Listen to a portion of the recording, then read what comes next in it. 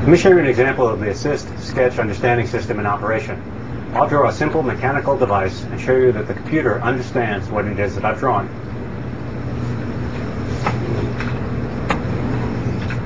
I'll start by drawing a simple hill.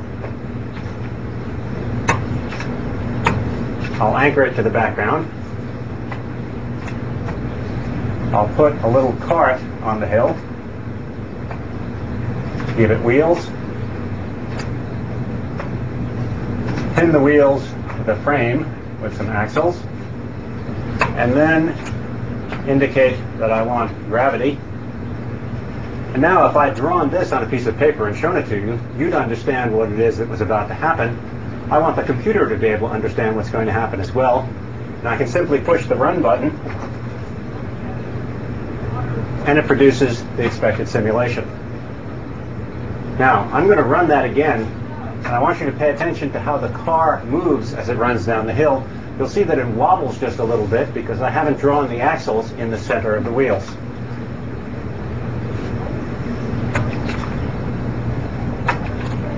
Now, one of the nice things about an online environment is we can have the advantage of having it feel like paper and yet be able to do things that are not possible to do on paper.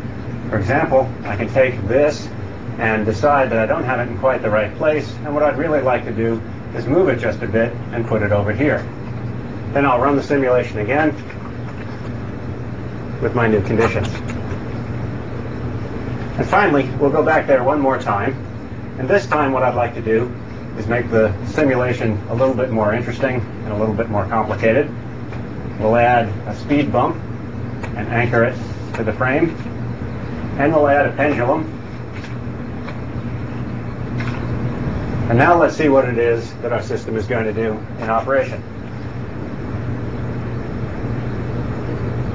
It still manages to make it over the speed bump and head on down the hill.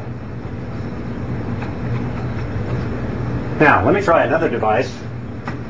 This time, something a little more similar to the kind of thing that might happen in a real design environment.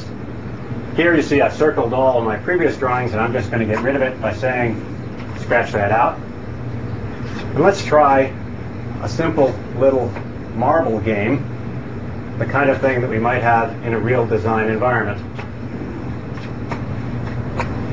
I'm going to draw a collection of boards for the marbles to run down. I'll anchor them to the background, put one more board down here, and let's give them a cup to fall into.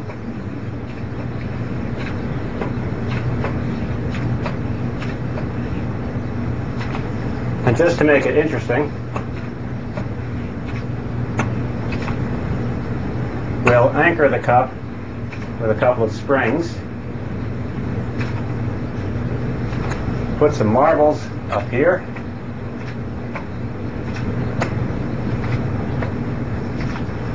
okay, now let's see what this does.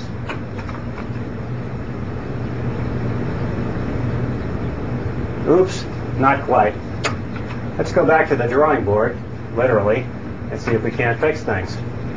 Suppose we take this shelf and move it a little bit, and then let's take this shelf over here and move it a little bit, and now let's try the device again.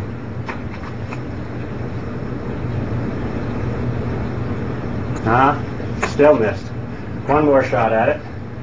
This time let's try grabbing the cup, changing its location,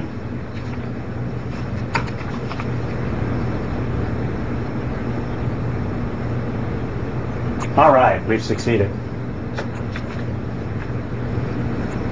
Now what I wanted to show you is we have a design environment, the beginnings of a powerful design environment that allows a kind of natural and familiar style of interaction.